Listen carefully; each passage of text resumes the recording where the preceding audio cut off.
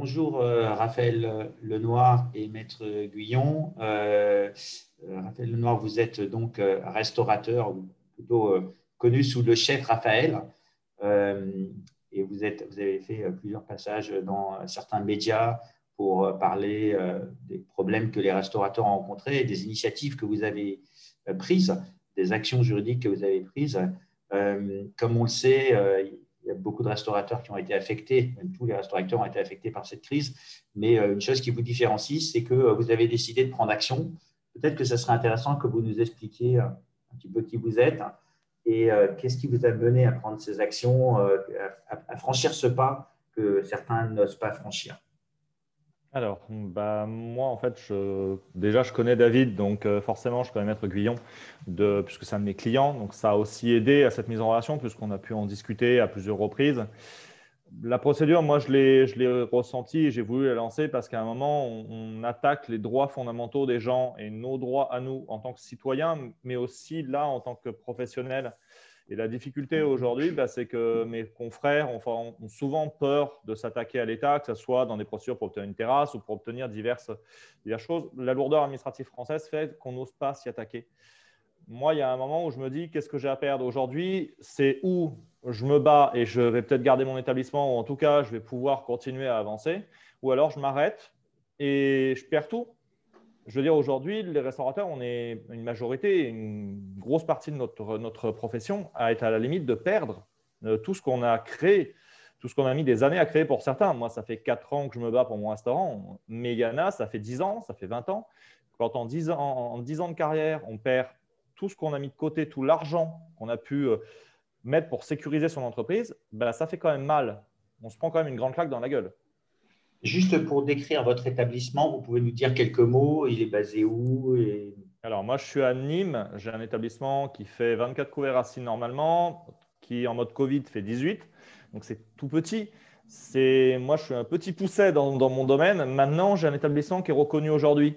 Et j'estime que mettre le peu de notoriété que je peux avoir au service de ma profession et d'essayer de lutter pour obtenir gain de cause ou en tout cas obtenir réparation, je trouve que c'est le rôle après de chaque personne, de chaque citoyen et de chaque entrepreneur dans ce cas-là aussi.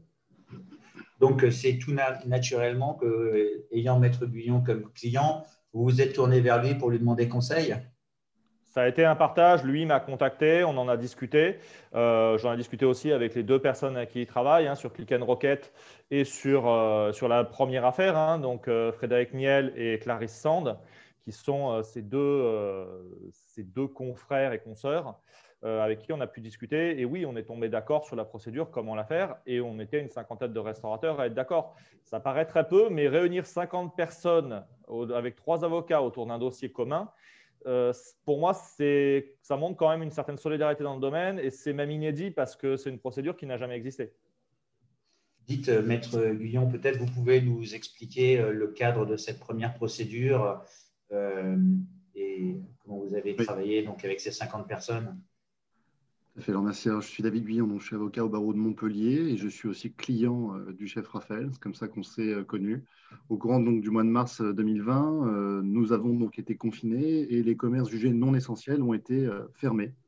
C'est dans ce cadre que j'ai rencontré mes deux confrères parisiens, Clarisse Sand et Frédéric Niel, avec lesquels nous avons eu des points de convergence, notamment et nous avons réuni au courant donc, de la mi-mars jusqu'à la mi-avril une cinquantaine de restaurateurs répartis sur l'ensemble du territoire français, dont notamment le chef Raphaël. Nous avons mené 2 actions au courant du mois de mai 2020. La première, un référé liberté pour demander la réouverture dans les plus brefs délais de tous les restaurants de France avant le 2 juin 2020. Et la deuxième, un recours pour excès de pouvoir dont le but était d'obtenir l'annulation des décisions prises depuis le 14 mars, de manière à pouvoir bien entendu obtenir une indemnisation. C'est bien entendu l'objectif derrière tout cela, c'est l'indemnisation des pertes d'exploitation qui ne seront jamais prises en charge par le système assurantiel, sauf à ce que ce dernier s'effondre. Donc, au courant du mois de mai 2020, nous avons engagé ce référé liberté, exactement le 22 mai 2020, et nous avons eu, dans le cadre de cette procédure d'urgence qui aurait dû amener à une réponse en 48 heures, une décision le 10 juin 2020, soit 19 jours après la saisie 19 jours. Donc, bien entendu, les restaurants n'ont jamais réouvert avant le 2 juin 2020. Et c'est ce qui a conduit aujourd'hui le chef de cette action devant la Cour européenne des droits de l'homme, notamment pointer du doigt la défaillance de la France dans la gestion de cette crise sanitaire et notamment de la partialité du Conseil d'État dans le cadre de cette procédure, puisque le délai raisonnable de cette affaire n'a pas été respecté. Le Conseil d'État, bien entendu, ne peut qu'être mis en cause ou du moins pointé du doigt, puisqu'on a le sentiment d'avoir joué la montre pour ne jamais procéder à une réouverture des restaurants avant le 2 juin 2020. Merci pour cela, Maître Guillon. Dites, Raphaël Lenoir, pour rencontrer 50 restaurateurs qui sont des indépendants, on fait comment? C'est les avocats qui jouent les intermédiaires, c'est les réseaux sociaux, c'est la solidarité, les connaissances? C'est un peu un tout. C'est un peu un tout. Et à la fois où, quand nous, on a eu connaissance de la procédure, évidemment, on a aussi essayé de mobiliser nos confrères, consoeurs de notre secteur, donc les réunions tout bêtes. Oui, les avocats ont contacté plusieurs de mes confrères. Après, il y a un outil qui est très bien, qu'on utilise actuellement, qui s'appelle Zoom ou d'autres, qui permettent de faire des réunions et qui permettent de discuter en commun, d'échanger. Évidemment par mail aussi, parce que quand on reçoit les requêtes, on a aussi le mail des autres, ce qui permet aussi de répondre, de pouvoir discuter entre nous. Moi, il y en a certains avec qui j'ai pu discuter et c'est aussi assez intéressant d'avoir un retour de plusieurs confrères, consoeurs sur comment on voit la procédure et comment on voit l'évolution, parce que ça permet aussi, on n'a pas tous la même structure, on n'a pas tous les mêmes capacités d'accueil, les mêmes choses, et forcément, on va confronter nos avis et en discuter. Et c'est ça qui est très intéressant dans la manière de faire, c'est qu'en fait, on réunit aussi des profils différents et des personnes différentes. Et dans un métier où, évidemment, chaque restaurant, en plus, a sa typologie et son unité qui est propre. Donc, ce qui veut dire que pour après le premier confinement, vous avez dû, lors du déconfinement, vous adapter, j'imagine, à installer vos terrasses comme tout le monde, et vous vous êtes retrouvé refermé rapidement lors du couvre-feu et du deuxième confinement. C'est dur à vivre, ce genre d'adaptation pour essayer d'être ce qu'on appelle aux normes, on va dire. Alors, ce qui a été le plus dur pour moi, oui, il y a une mise aux normes, ça, à la rigueur, c'est difficile, surtout parce que c'est de l'investissement financier. Donc là, par exemple, moi, ça a représenté 1 000 euros, sur lequel, normalement, l'État devait intervenir à hauteur de 50 euros via les CARSAT sur des fonds de financement qui devaient nous aider à 50% quand on avait des employés. Malheureusement, moi, j'ai toujours pas retouché un seul centime de ce fonds. Et tout ça, c'est de l'investissement matériel. Et en plus, qui n'a rien servi puisqu'on nous a fait fermer. J'irai au-delà que ça. Moi, je suis sur une commune, par exemple, qui a refusé catégoriquement de m'accorder une terrasse. Donc, je me retrouve avec mes 24 couverts assis en salle qui deviennent 18 et où on ne m'autorise même pas à étendre ma terrasse. Donc, ce qui montre en plus que l'exécutif qui est représenté à diverses strates, qui va être le gouvernement, mais qui va être aussi la mairie ou la préfecture ou diverses, en fait, même eux ne sont pas capables de se mettre d'accord sur une procédure à accorder des terrasses et que nous, on se retrouve à ne pas les avoir. Donc, en fait, c'est un cafouillis administratif. C'est la même chose. On nous renvoie d'un fonds de solidarité où il faut remplir sur nos pages personnelles des impôts pour demander le fonds de solidarité, où on va aller sur une page de la région pour demander une autre aide, et on va aller sur une page de l'agglomération pour demander une troisième aide. Enfin, à un moment, en fait, on a l'impression qu'on devient comptable, administrateur. Enfin, on est certes gérant, mais à un moment, en plus, on se retrouve dans une gestion de crise où on nous demande de gérer plus que ce que certains de mes confrères sont capables de faire. Et évidemment, derrière, on nous a fait durcir les règles au fur et à mesure, en allant crescendo, pour arriver fin octobre à nous dire, au bout d'une semaine sur les dernières règles qu'on avait appliquées, non les gars, vous fermez, c'est fini, on confine. On aurait peut-être pu déjà éviter de nous prévenir une nouvelle fois. La première fois, on nous a prévenu 19h30 pour minuit. C'est une consoeur qui m'a appelé, une amie, qui me dit « Tu as vu le discours du Premier ministre ?» Non. À minuit, tu dois être fermé. Donc super, en fait, j'ai dû annoncer à tous mes clients que je devais être fermé à minuit en plus. Donc, en plus, je fais bourreau au passage. Et pour finir, on se retrouve là où on nous annonce 24 heures avant. Moi, le mercredi matin, quand on nous a annoncé on confine le vendredi, j'avais rentré 500 euros de marchandises.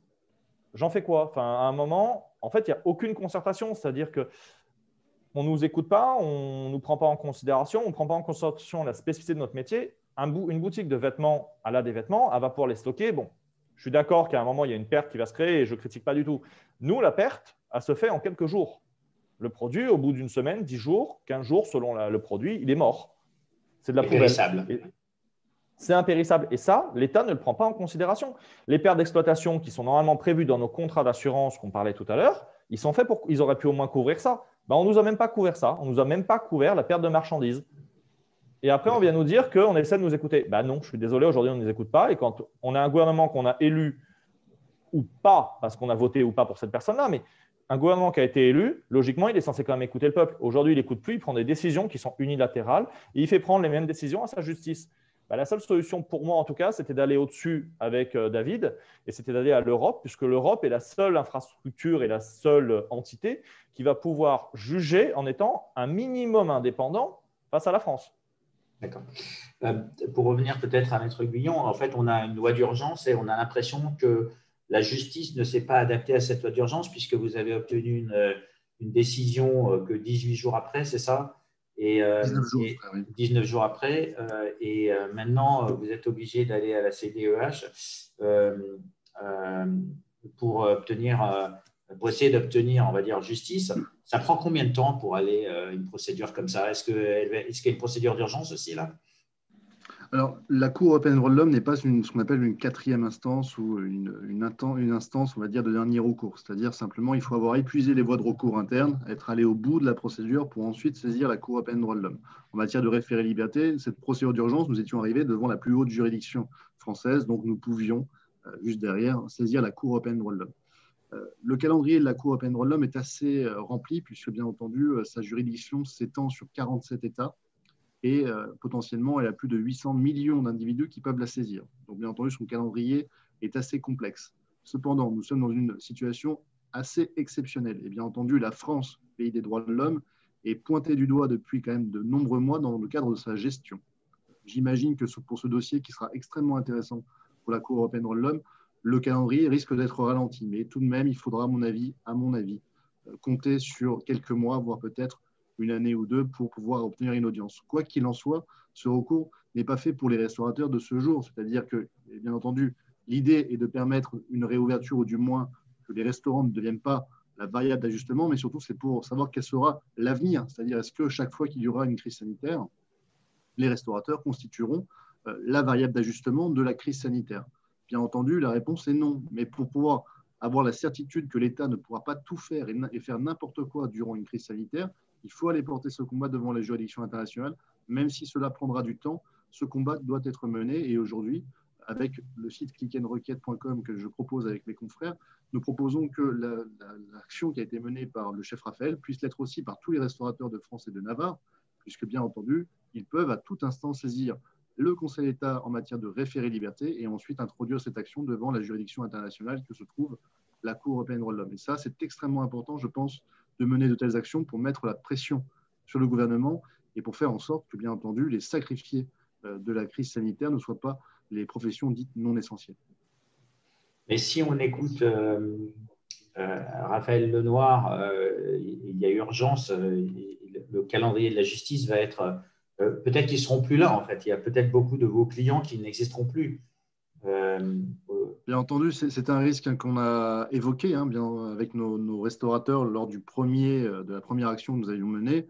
Ce qu'il faut savoir, c'est qu'une société, même liquidée, peut toujours être ressuscitée dans le cadre d'une procédure judiciaire, puisque la liquidation définitive n'intervient que lorsque l'ensemble des dettes et l'ensemble des créances est liquidé. C'est-à-dire que vous n'avez plus aucune dette et plus aucune créance. Bien entendu, si vous menez une action contre l'État dont le but est à la fin d'être indemnisé, alors il subsiste une créance dont vous pouvez demander, bien entendu, le paiement et vous pouvez, dans ce cadre-là, faire ressusciter temporairement votre société pour cette action. Oui, mais en fait, c'est qu'avoir un petit peu que les yeux pour pleurer, de récupérer quelque chose dans 2 ans, alors qu'on s'est battu, comme disait Raphaël Lenoir, pour son travail. C'est une action que vous faites pour 2 raisons. La première, parce que dans la vie, quand vous avez tout perdu, c'est quand même toujours mieux d'avoir quelque chose que rien du tout. Je pense que ça, c'est quand même important. La deuxième, c'est que c'est pour l'avenir que vous battez, c'est-à-dire pour les professions futures. Lorsqu'il y aura une autre crise sanitaire, et je sais qu'il y en aura d'autres, lorsqu'il y aura une autre crise sanitaire, est-ce que l'ensemble des indépendants vont être encore les sacrifiés de la crise sanitaire? Bien entendu, la réponse doit être non. Et pour qu'on puisse avoir une certitude que l'État ne pourra pas tout faire, et notamment attenter de manière aussi directe aux droits de propriété de ces indépendants, il faut que la Cour européenne des droits de l'homme fixe des limites et des bornes auxquelles l'État ne doit pas dépasser lorsqu'il prend une crise sanitaire. S'il ferme les établissements dits non essentiels, il doit réellement et sincèrement les indemniser, ce qui n'est pas le cas aujourd'hui avec les 1 500 € de fonds de solidarité ou les 10% du chiffre d'affaires. Dites Raphaël Lenoir, quand vous avez vos conférences Zoom ou par email, l'état d'esprit de vos confrères, de vos collègues, il est comment? Il est abattu? Il est combatif? Ça dépend vraiment en fait des personnes. C'est alors que ce soit les conférences là avec les confrères qu'on puisse avoir ou que ce soit même moi, hein, dans mon entourage, hein, j'ai des amis qui sont restaurateurs, qui tiennent d'autres restaurants. C'est très compliqué en fait. On a plein de profils. Je vais vous en donner plusieurs, hein. On a les profils des personnes qui ont plus de 50, 55 ans. C'est très dur pour eux parce qu'ils ont mis une vie à bâtir ce qu'ils ont. Et là, ils sont à deux doigts de tout perdre et de ne pas savoir ce qu'ils font parce que malheureusement, le système français, en plus, dès qu'on a dépassé un certain âge, ne nous donne pas cette chance-là. Et c'est là aussi où moi, mon rôle en tant que jeune, mais aussi en tant qu'entrepreneur, en tant qu'indépendant et tout, c'est aussi de me battre pour ces gens-là. Parce que ils n'ont peut-être plus la force de se battre au bout d'un moment, parce que quand on s'est battu toute une vie, on n'a peut-être pas envie de continuer, et parce qu'en plus, le système français n'est pas facile.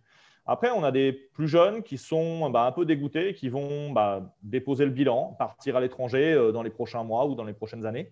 Moi, j'entends beaucoup ce retour-là de jeunes restaurateurs, de jeunes indépendants qui disent de toute façon, la France, c'est fini.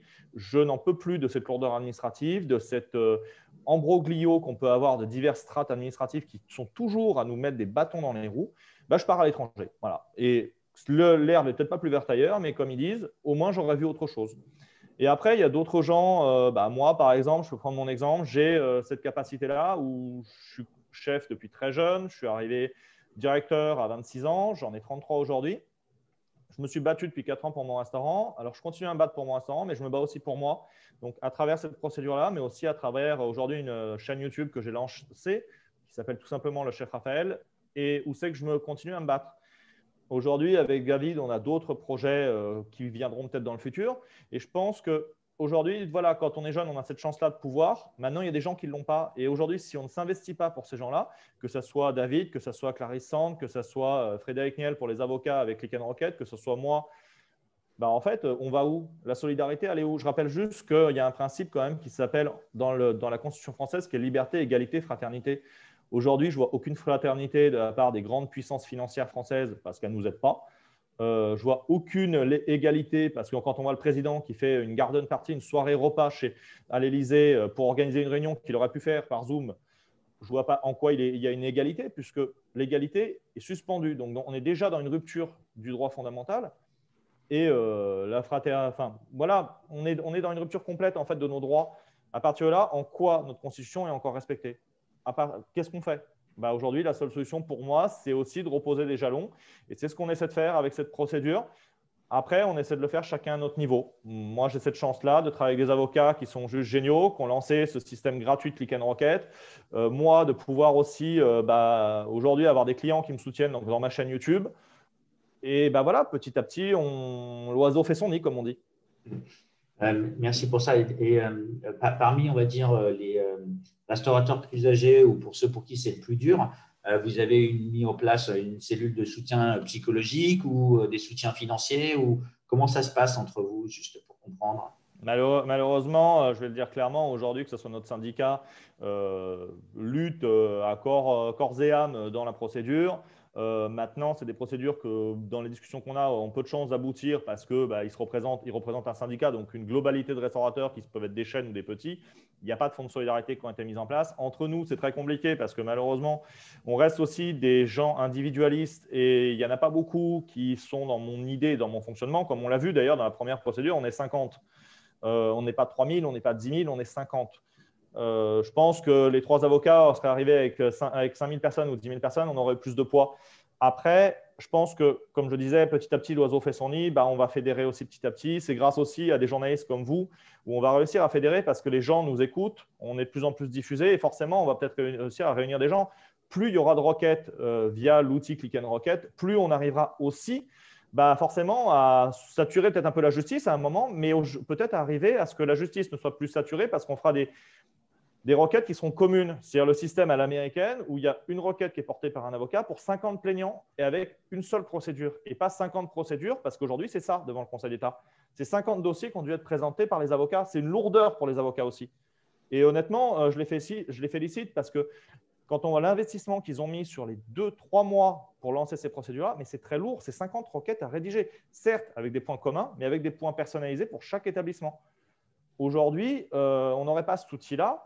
Je ne suis pas sûr qu'on pourrait. Et là, moi, j'invite tous mes confrères à aller sur cet outil-là, à les soutenir et surtout à envoyer des requêtes à la fois auprès des juridictions de proximité qui vont être le tribunal administratif, mais aussi auprès du Conseil d'État pour les requêtes auprès du Conseil d'État pour demander réparation. Même si ça ne donne rien, au bout d'un moment, peut-être qu'ils vont se rendre compte qu'il y a des gens derrière, il y a des humains. Aujourd'hui, on est une personne et on en a marre de se battre. Honnêtement, moi, aujourd'hui, je me bats depuis 4 mois. Heureusement, comme je vous dis, je m'investis dans créer une chaîne YouTube, dans créer d'autres supports donc, qui me permettent, moi, de me détendre un petit peu parce que c'est pas la même chose. Mais ça reste quand même prise de tête. Aujourd'hui, on est à courir dans tous les sens pour essayer de sauver nos affaires. Je veux dire, moi, je suis indépendant, par exemple. Oui, ma société a des aides. Maintenant, je suis gérant majoritaire. Moi, je n'ai pas d'aide personnellement. J'ai touché 1 000 € depuis le début d'une subvention de l'URSSAF, alors que l'URSSAF a reporté mes échéances de cotisation et qu'aujourd'hui, je leur dois plus de 4 000 €. Je fais quoi? Enfin, à le début d'année, il va falloir les payer, ces 4 000 € l'année prochaine. Sur mes employés, des reports de charges, je vais devoir les payer à un moment ou à un autre. Tout ça, c'est de l'argent. Les PGE, il va falloir les rembourser. En fait, tout ça, on nous endette. Et on va se retrouver à un moment à devoir arriver. Et en fait, le bilan, il ne se déposera peut-être pas dans les prochaines semaines parce qu'on a une perfusion. C'est comme quand vous êtes à l'hôpital, qu'on vous met un antidouleur. Oui, vous avez plus mal, mais on ne vous soigne pas. Le problème, c'est qu'aujourd'hui, on ne soigne pas le mal, on soigne les effets. Et derrière, il va falloir soigner le mal. Sauf que le mal, quand on va arriver en mai, par exemple, que les banques vont commencer à réclamer les PGE, on va se retrouver à devoir les rembourser. Je vais donner un dernier exemple tout simple.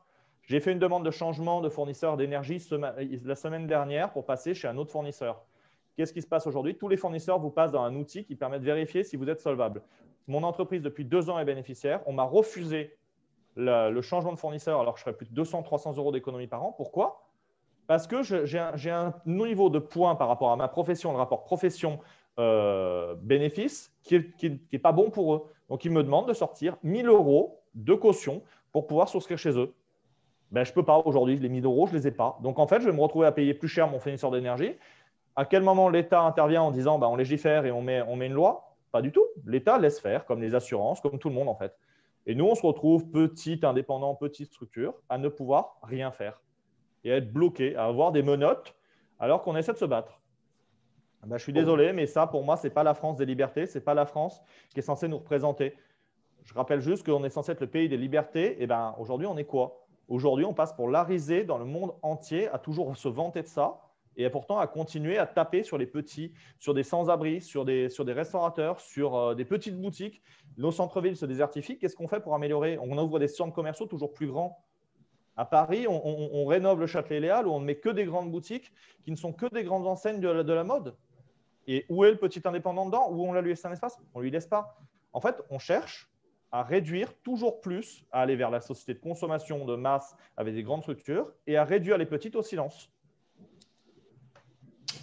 On entend vos paroles avec grand intérêt puisque vous défendez votre avenir, on va dire, et celui des autres. Hein, c'est très louable. Maître Guyon, Raphaël Lenoir a parlé de certains de ses clients qui sont plus âgés, qui sont peut-être moins à même de répondre à la crise. Vous en tant qu'avocat et avec vos confrères, vous répondez comment à ces clients? Vous avez un rôle de psychologue aussi? Il y a toujours de la psychologie, hein, bien entendu, dans le métier d'avocat. Vous communiquez avec vos clients, vous les rassurez, puisque, comme l'a évoqué Raphaël, faire un recours contre l'État, c'est aussi pour eux, dans leur esprit, s'attirer les foudres de l'État. Bon, bien entendu, ça, c'est une légende urbaine, puisque en tant qu'avocat, l'administration est mon principal adversaire dans la plupart des dossiers que je mène. Et pour autant, je n'ai jamais eu aucun problème sur le plan personnel ou professionnel. Donc, je suis la preuve que c'est vraiment une idée reçue qu'il faut bien entendu combattre. Donc ça, c'est le premier point. La deuxième chose, nous avons proposé avec mes 2 confrères parisiens de pouvoir mutualiser les frais de la procédure que nous avions intentée au courant du mois de mars, puisque bien entendu, nous intervenions dans un contexte économique qui était très dégradé. La question économique a été complètement, on va dire, retirée du débat, puisque avec clickandrequête.com, nous mettons gratuitement toutes ces requêtes à disposition. Raison pour laquelle j'invite tous les restaurateurs à télécharger ces requêtes, à les engager et bien entendu à pourquoi pas poser la question à la Cour européenne des droits de l'homme pour savoir si le Conseil d'État à effectivement juger de manière impartiale, indépendante et à respecter les libertés fondamentales qui sont protégées par la Convention européenne des droits de l'homme. Bien entendu, aujourd'hui, les libertés fondamentales ne sont pas respectées, elles sont totalement niées. La seule chose sur laquelle le gouvernement s'est penché dernièrement, c'est de savoir comment concilier la lutte contre la santé publique, qui est très importante, hein, on ne nie pas, hein, jamais, mais qui doit aussi être conciliée avec la liberté économique. On voit ici qu'il y a une mesure qui est faite, on va dire, de manière un peu mieux sur le deuxième confinement. En revanche, la question des libertés est totalement occultée. Donc aujourd'hui, vous avez un fonds de commerce. Ce fonds de commerce ne vaut plus grand-chose puisque, bien entendu, il est dévalué économiquement. Pour ceux qui vont être liquidés dans les prochains mois, la revente de ce fonds de commerce, qui va peut-être constituer une partie de leur épargne pour leur retraite, va totalement disparaître. Et ça, bien entendu, ça ne sera jamais indemnisé, bien entendu, si vous ne faites jamais un recours. Donc, il faudra mener ces actions et ces combats pour tous ceux qui ne peuvent pas le faire. Juste pour essayer de donner un chiffre de votre point de vue, vous parlez de ceux qui seront liquidés ou dans une situation de redressement judiciaire. Ça représente quel pourcentage d'après vous? Moi, si je vais me permettre de répondre, aujourd'hui, notre syndicat, par exemple, parle d'une fermeture, grosso modo, de 20% des établissements, 20 à 30%. 20 à 30% pour moi aujourd'hui, quand on sait qu'il y a une grosse majorité, ça sera des grosses boîtes qui vont se séparer, des unités pas rentables, mais aussi tous les petits qui, eux, vont craquer, alors craquer personnellement, craquer financièrement, craquer pour plein de raisons, hein. Pour moi, c'est énorme parce qu'aujourd'hui, c'est perdre un savoir-faire national. Aujourd'hui, on est soi-disant le pays de la gastronomie. Le pays de la gastronomie, il faudra peut-être le défendre. Parce qu'aujourd'hui, il y a des États qui commencent à nous surpasser par leurs cuisiniers parce qu'ils viennent se former en France. On a des très bonnes écoles. Malheureusement, on va aussi perdre notre savoir-faire parce que seuls les autres pays en fait, sont capables de le produire. Si nos chefs, si nos restaurateurs ne veulent plus se battre, ils ne veulent plus produire, il y a un moment, vous irez dans la rue et vous aurez peut-être que des chaînes pour manger. On le voit déjà dans certains quartiers de certaines villes où majoritairement, vous faites la rue et vous avez des chaînes qui s'enchaînent avec du snack, avec du restaurant de chaîne, avec du restaurant à thème, etc. Et en fait, où vous avez certes du choix, mais est-ce que vous avez encore du plaisir d'avoir quelqu'un qui va prendre 5-10 minutes à votre table pour discuter avec vous de sa passion du métier? Et juste peut-être une dernière question. Pendant le temps que vous avez, puisque votre restaurant est fermé, vous avez un petit peu de place pour de la créativité, pour réfléchir à des idées de nouveaux plats ou... Je ne me suis pas arrêté, c'est-à-dire que même s'il y a eu le confinement, moi j'ai la chance que je suis militant du goût pour le département du Gard, donc il y a un label du département où j'ai pu présenter 2 produits donc juste avant le confinement, donc, où j'ai obtenu 2 médailles, une médaille d'or, une médaille d'argent pour 2 produits. J'ai lancé ma chaîne YouTube qui me permet justement, donc le chef Raphaël, qui me permet de pouvoir aussi communiquer, mais aussi de pouvoir proposer ces recettes-là. Par exemple, les 2 premières recettes qu'on a mises, c'est ces 2 recettes médaillées. Et l'idée, oui, c'est de continuer la créativité, mais différemment, parce que forcément, on a une prise de tête naturelle qui s'installe et où c'est un peu comme l'artiste. Hein, à un moment, moi, sur le premier confinement, j'ai fait une fois la nouvelle carte, une deuxième fois, parce qu'on nous a prolongé plein de fois. Au bout d'un moment, j'ai fait la page blanche, hein, j'y arrivais plus. Alors, je cuisinais pour moi, mais je cuisinais plus pour mon restaurant. Et en fait, là, l'avantage de ce projet-là, ce qui me permet de rebondir moi, c'est aussi de pouvoir proposer mes recettes, d'avoir aussi une communauté qui serait autour de moi, l'avantage de YouTube, et d'avoir des gens qui vont me féliciter, qui vont me remercier, qui vont être aussi des fois dans des conseils, parce qu'il y a des gens en back-office qui viennent nous contacter. Et c'est ça que je trouve intéressant. Maintenant, tout le monde n'a pas cette capacité-là parce que tout le monde n'a pas envie, tout le monde n'a pas le temps. Et puis, quand on est en pleine dépression ou en pleine déprime, on n'arrive pas à le faire.